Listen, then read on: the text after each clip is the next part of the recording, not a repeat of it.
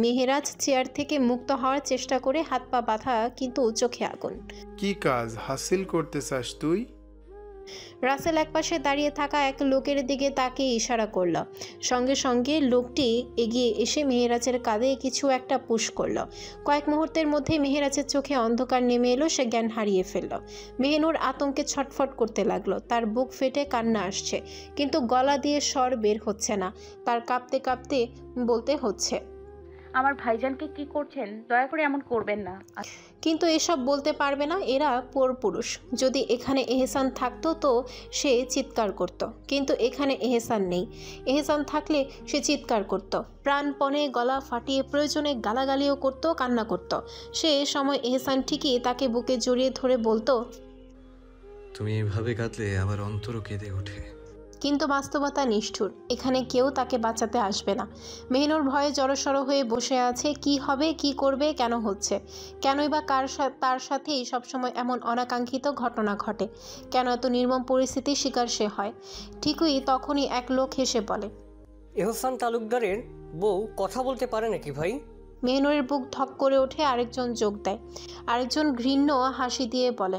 কথাটা শুনে মেহনুর আঁতকে ওঠে, তার শরীর কেঁপে ওঠে, হাত পা শক্ত হয়ে আসে। কিন্তু রাসেল ধমক দিয়ে বলে, যেমন আছে তেমনই রাখ। জামাই না এলে শুধু মুখ কেন, সারা শরীরও দেখা যাবে। মেহনুর চোখে পানি জমে আসে। সে চিৎকার করতে পারে না, দৌড়াতে পারে না, প্রতিরোধ করতে পারে না। একটাই নাম তার হৃদয়ের গহীন থেকে বের হয়ে আসে। সে কাঁপতে কাঁপতে মনে মনে দোয়া করতে থাকে, রক্ষা করুন মাবুদ, যদি আপনার রহম না হয় তাহলে আমি শেষ। এদিকে এহসান এই ভিডিও দেখে। এহসান স্তব্ধ হয়ে যায়। কি হচ্ছে কি? মেহনুর ওখানে কি করছে? রাসেলের কাছে কিভাবে, কি করে? তখনই এহসানের মোবাইলে ফোন আসে। এহসান দীর্ঘশ্বাস ফেলে নিজেকে সামলিয়ে ফোনটা ধরে। ফোন ধরতে ওপাশ থেকে একজন বিশ্রী হাসি দিয়ে বলে, এহসান তালুকদার, কেমন দিলাম? ভালো লেগেছে নাকি?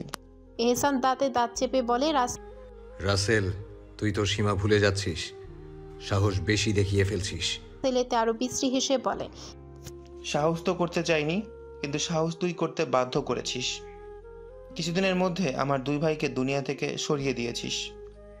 আমার ভাইটা দেশ ছেড়ে গিয়েও নিস্তার পায়নি।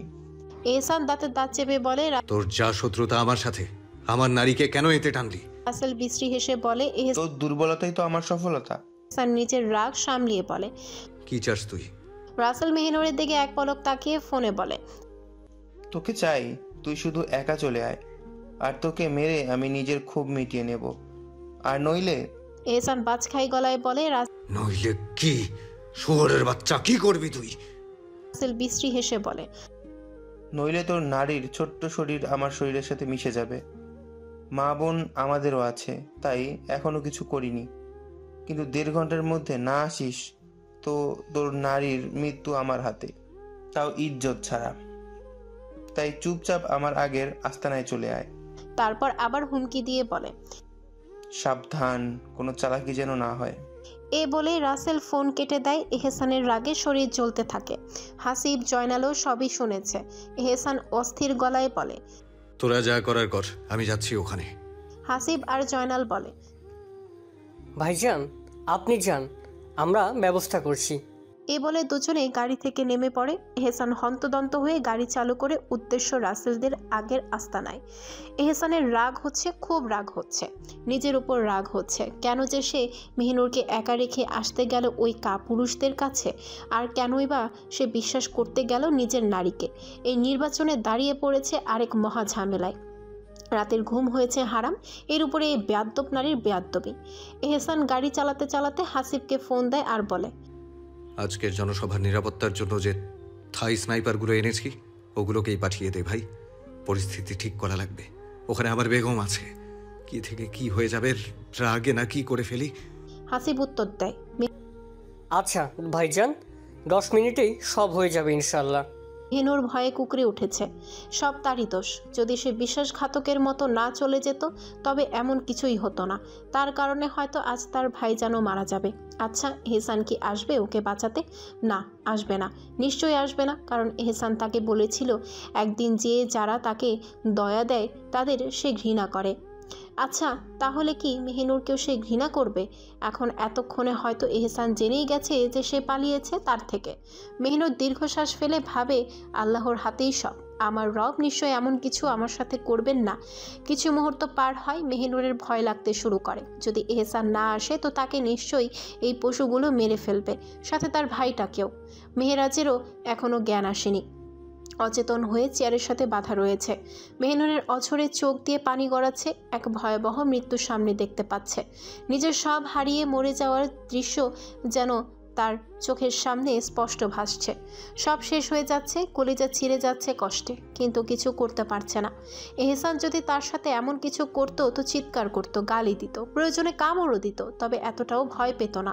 এহসানের বুকে মাথা রেখে চিৎকার করে কাঁদত, কিন্তু এখন এটা কেবল স্বপ্নই মানায়। এহসান আসবে না এখানে, আর তার এহসানের বুকে মাথা রাখা হবে না। চিরতরে হারিয়ে যাবে তার অস্তিত্ব। এহসানের মুখটাও হয়তো আর দেখতে পারবে না। কেন জানি এই ভেবে কলিজাটা ফেটে যাচ্ছে, ভেতরে শুকিয়ে আসছে। এই ভয়ঙ্কর মুহূর্ত এসেও তার আপনজনদের কথা মনে আসলেও যাকে সে সবচেয়ে বেশি ঘৃণা করে, কেন জানি তার জন্য ভেতরটা ফেটে যাচ্ছে।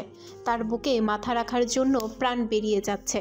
এহসান গাড়ি নিয়ে পৌঁছায় সেই জায়গায়। এহসান গাড়ি থেকে নামতেই দুটি লোক তাকে গেটের দিকে নিয়ে আসে। এহসানকে গেটের দিকে আসতে দেখে মেহিনুর অবিশ্বাস্য চোখে সেদিকে তাকিয়ে রয়। মনে হয় হাতে চাঁদ পাওয়ার মতো কিছু দেখেছে সে। মেহিনুরে বিশ্বাস করতে কষ্ট হচ্ছে যে তার মতো বিশ্বাসঘাতক নারীর জন্য এহসান নিজের জানের মায়া ছেড়ে দিয়েছে। রাসেল বিশ্রী হেসে এহসানের দিকে তাকিয়ে বলে, এসে গেছিস? আমি জানতাম তুই আসবি, কারণ তোর বউ তো তোর আত্মা। এহসান এক পলক তাকায় মেহিনুরের দিকে, চোখে অগ্নি অথচ মুখভঙ্গি স্থির। এরপর রাসেলের দিকে চোখ তুলে ঠান্ডা গলায় বলে, আমার নারীকে ছেড়ে দে, আমার সাথে যা করার কর। রাসেল একটা পিস্তল হাতে নিয়ে এহসানের চারপাশে ধীর গতিতে হাঁটতে থাকে, হেসে বলে, তুই তোর নারীকে এত ভালোবাসিস যে তোর নিজের প্রাণটা অব্দি দিয়ে দিছিস। কি প্রেম! হা হা হা হা হা। এহসান কপালের রগ ফুলে ওঠে, রাগে চোখ দুটি ধপধপ করছে, কিন্তু নিজেকে শান্ত রেখে বলে, তোর এসব জানার দরকার নেই, তুই যা করার আমাকে কর। আমার নারী ওর ভাইকে ছেড়ে দে, আমাকে মেরে দে। রাসেল তাচ্ছিলের হাসি দিয়ে বলে, এই দিনটার জন্য আমি কত টাকা উড়িয়েছি, কত পরিকল্পনা করেছি। আমার দুই ভাই মরেই গেল, কিন্তু তোকে কেউ মারতে পারলো না। অথচ আজ একটা তুচ্ছ মেয়ে ছেলের জন্য তুই আমাকে নিজের হাতে তুলে দিলি। বুঝতেও পারিনি যে এমন দিন আসবে। এহসান দাঁতে দাঁত চেপে বলল, যা বলার আমায় বল। আমার নারীর নামে একটা বাজে কথা বললে জিভ ছিঁড়ে ফেলবো। রাসেল আবারও কদর্য হাসিতে ফেটে পড়ে বলল, ও আচ্ছা, এখনো এত সাহস দেখাচ্ছিস? তোকে সামনে বসিয়ে না হয় তোর নারীকেই শেষ করে দিই, তাও বিশ্রীভাবে। এহসানের শরীর জুড়ে বিদ্যুৎ খেলে গেল। মাটির নিচ থেকে যেন আগুন বেরিয়ে আসছে, কিন্তু নিজেকে সামলে নেয়, কারণ তার বেয়াদ্দপ নারী, তার প্রাণ এখনও ওদের হাতে বন্দি। যদি কিছু করে ফেলে, তাই নিজেকে সামলিয়ে নেয়। রাসেল আবারও বলে, শেষ ইচ্ছা আছে তোর? থাকলে বলে ফেল, কারণ তাকে ভয়ঙ্করভাবে মারবো। এহসান রাসেলের কথায় মেহিনুরের দিকে তাকায়, চোখে গভীর এক মায়া, যেন সে পৃথিবীর সব কিছু ভুলে গেছে। মেহিনুরের বুক ধক করে ওঠে। মৃত্যুর দ্বারপ্রান্তে দাঁড়িয়েও কিভাবে এই পুরুষ এত ভালোবাসার দৃষ্টি দিতে পারে, অথচ সে তো ওকে দেখতে পারছে না। পারবে বা কী করে? তার সারা শরীরে ঢাকা। এহসান মেহিনুরের দিকে তাকিয়ে গভীর গলায় বলে, আমার নারীকে কিছু মুহূর্ত জড়িয়ে ধরতে চাই। মেহিনুর আরও অবাক হয়ে যায়। মৃত্যুর আগে এ কেমন শেষ ইচ্ছে। তার মনে হচ্ছে যদি সত্যি আজ এহসান মারা যায়, তবে কি আর কখনো সেই পাপিষ্ট বুকের ওপর মাথা রাখা হবে না? আর কেউ কি কোনোদিন তাকে বেগম ভালোবাসি তোমায় বলে বলবে না? আর কেউ কি জোর করে জড়িয়ে ধরবে না? সে কি সত্যি এহসানকে হারিয়ে ফেলবে? সত্যিই কি? না না, আল্লাহ তো আছেন। রাসেল এবার হাসতে হাসতে বলে, সত্যি? তোর মতো সিংহ ভেজা বেড়ালের মতো হয়ে গেছে, তাও একটা তুচ্ছ মেয়ের জন্য? এহসান এবার ধমকে উঠে, আমার নারী তুচ্ছ নয়, আমার নারী আমার দুনিয়া। রাসেল একটা নারী গার্ডকে ইশারা করে বলল, ওই নারীর বাঁধন ছেড়ে দাও, শেষবারের মতো জড়িয়ে ধরুক, তারপর ওর গলাটা কেটে ফেলবো। মহিলা গার্ড এসে মেহনুরের বাঁধন খুলে দিল। মেহনুর ধীরে ধীরে উঠে দাঁড়ানোর চেষ্টা করে, কিন্তু অনেকক্ষণ বসে থাকায় পা অবশ হয়ে গেছে। ফের বসে পড়ে। কয়েক মুহূর্ত পরে উঠে এহসানের দিকে এগিয়ে আসে। তার মাথায় শুধু একটাই ভাবনা, আমার পাপিষ্ঠ পুরুষ আমার জন্য যদি মরে যান তবে আমি কেমন করে বাঁচবো? এই অপরাধ বোধ নিয়ে আমি বাঁচতে পারবো? সত্যি কি বাঁচতে পারবো এই পাপিষ্ঠ পুরুষের মৃত্যুর কারণ হয়ে? এহসানের সামনে দাঁড়াতে এহসান নিরলস চোখে ওর পানে তাকায়। মেহিনুর তাকিয়ে থাকে মারাত্মক সৌন্দর্য ঘেরা নিজের পাপিষ্ঠ পুরুষের পানে। এহসান মেহিনুরকে মলিন কণ্ঠে বলে, জড়িয়ে ধরবি একবার, বেয়াদব নারী আমায়। মেহিনুর ছল ছল চোখে এক পলক তাকায় এহসানের পানে। অন্য সময় হলে হয়তো সে রেগে যেত, তর্ক করত, কিন্তু এখন বুকটা শুধু কেঁপে কান্না চেপে ফিসফিস করে বলে, হ্যাঁ ধরবো, সব সময় তো আপনি আঁকড়ে ধরেন আমায়। এই বলে ঝাঁপিয়ে পড়ে এহসানকে জড়িয়ে ধরে মেহিনুর। এহসানের পিঠের চাদর আর পাঞ্জাবি খামচে ধরে বিড়ালের মতো ঘাপটি মেরে মাথা রেখে তার বুকের উপরে। মেহিনুর ভাবছে এটাই হয়তো শেষ। এহসান মৃদু হেসে মনে মনে বলে, একটু হলে অনুভব করো তুমি নিজের অস্তিত্ব হারানোর ভয়ের অনুভূতি ঠিক কতটা ভয়ানক। মেহিনুর মাথা তুলে এহসানের মুখশ্রীর পানে তাকিয়ে বলে, ওরা কি সত্যি আপনাকে মেরে ফেলবে? আমি কি আর কোনোদিন আপনার বুকে মাথা রাখতে পারবো না? এহসান মলিন গলায় বলে। না, পারবি না, এটাই শেষ। মেহিনুর কলিজা ধক করে ওঠে। ওদের বলবেন আপনার সঙ্গে আমাকেও যেন মেরে ফেলে।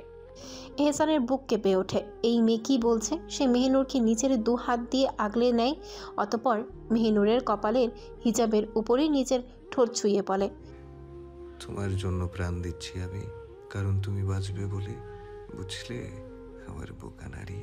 মেহিনুর ফিসফিস করে বলে, আপনি আমার মতো বিশ্বাসঘাতক নারীর জন্য কেন নিজের প্রাণ দিচ্ছেন? এহসান মৃদু হেসে বলে, সে তুই যাই হোস, দিন শেষে তুই আমারই এক পবিত্র অস্তিত্ব। তাই নিজের পবিত্র অস্তিত্বকে বাঁচানোর জন্য না হয় নিজের পাপী অস্তিত্বকে উৎসর্গ করলাম।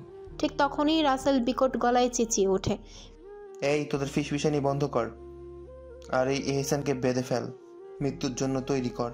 মেহিনুর এই চিৎকারে ভয়ে এহসানকে জড়িয়ে ধরে শক্ত করে জড়িয়ে ধরে আর কান্না করতে করতে বলে, আপনাকে নিয়ে যেতে দিব না।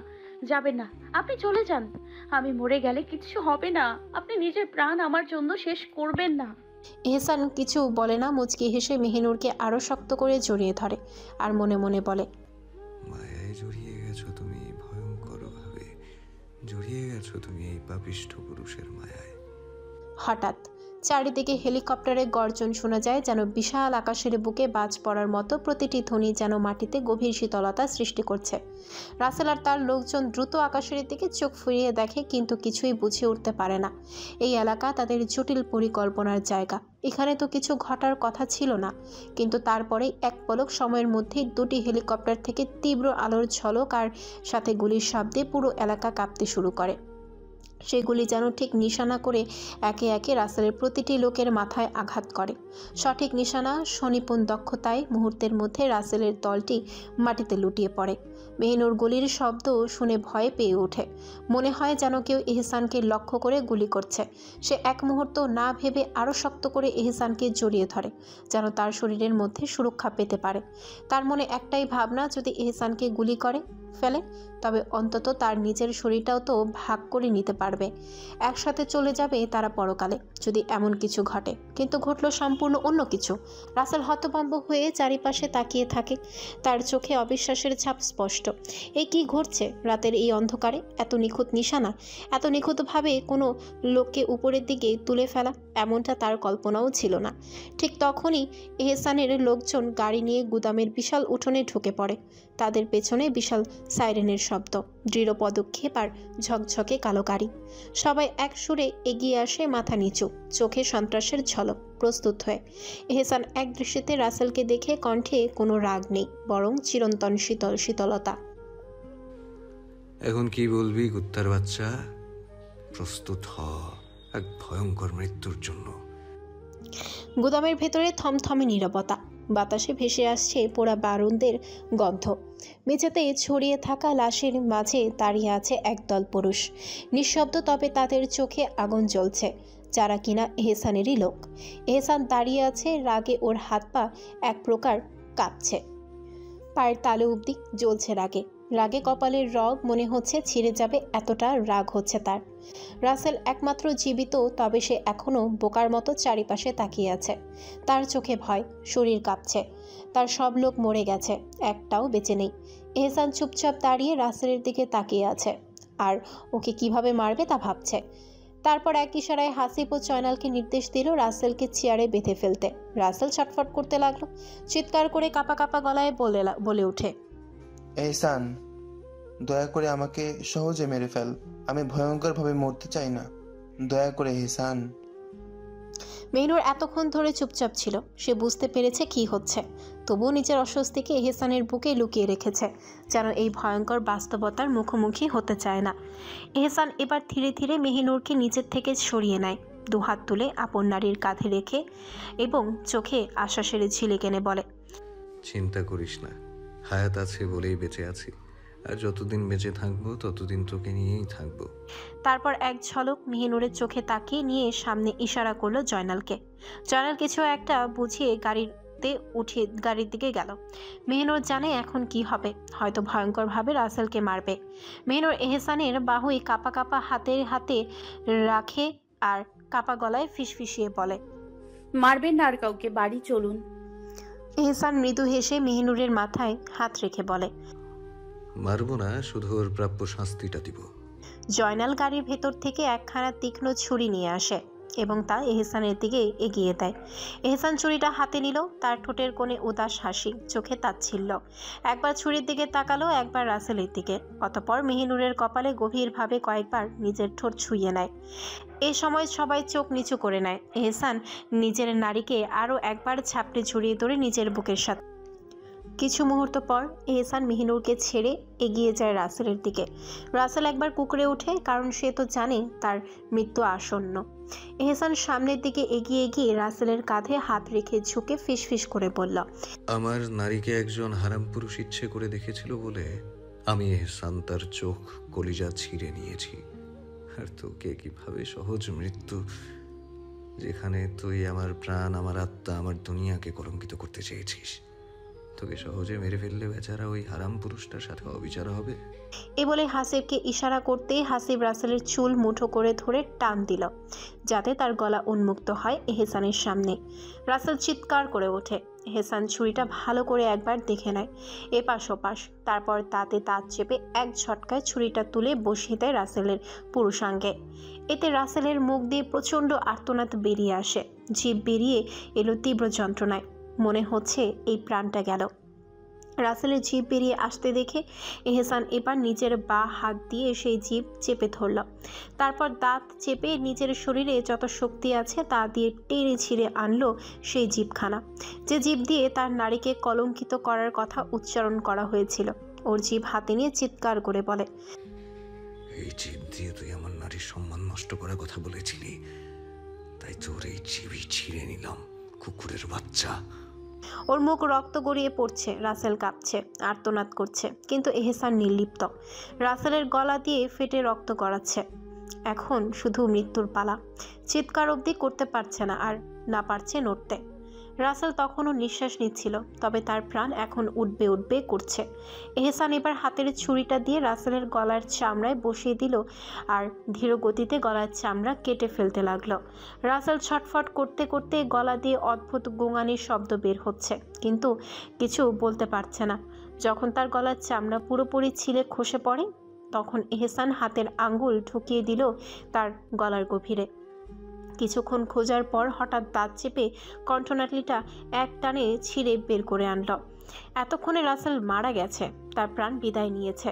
সবাই এই দৃশ্য দেখে চোখ বন্ধ করে ফেলল। মেহনুর পেছনে হেলে পড়ল, বুক ধকধক করছে। এতটা ভয়ঙ্কর কিছু সে জীবনে দেখেনি। তার পেটের ভেতর মোচড় দিয়ে উঠল, সে বমি করে দিবে এমন অবস্থা। এতক্ষণ এই বিভৎসা পাথরের ন্যায় দেখছিল দাঁড়িয়ে। এহসান রাসেলের ছিঁড়ে আনা গলার রগ আর কণ্ঠনালী হাতে তুলে নিয়ে বিকট হাসি দিয়ে বলে, এই গলা দিয়ে তুই আমার নারীকে বাজে কথা বলেছিলি, তাই এই গলায় আমি রাখবো না তোর।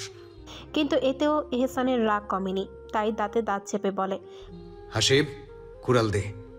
হাসিব সাথে সাথে দৌড়ে গিয়ে গাড়ি থেকে কুড়াল নিয়ে এলো। এহসান রাসেলের রক্তাক্ত দেহের দিকে তাকিয়ে থাকলো কিছুক্ষণ। তারপর হঠাৎ ক্ষিপ্ত পশুর মতো কুড়াল চালাতে শুরু করলো। 1 2 3। প্রতিটি কপে রাসেলের দেহ টুকরো টুকরো হয়ে যাচ্ছে। ওর মগজ ছিটকে পড়ল মাটিতে, কলিজা পড়ে রইল আলাদা এক পাশে, শরীরের রগ ছিঁড়ে ফিরে গেছে। এহসান কুড়াল চালিয়ে যাচ্ছে বারবার, যতক্ষণ না শরীরে একদম ক্ষুদ্র মাংসের টুকরো হয়ে যায় ততক্ষণ। যখন আর কিছু কাটার নেই তখন সে নিঃশ্বাস ফেলল, কুড়ালটা মাটিতে ফেলে দিল মাটিতে। তারপর নিজের লোকদের দিকে তাকিয়ে বলে,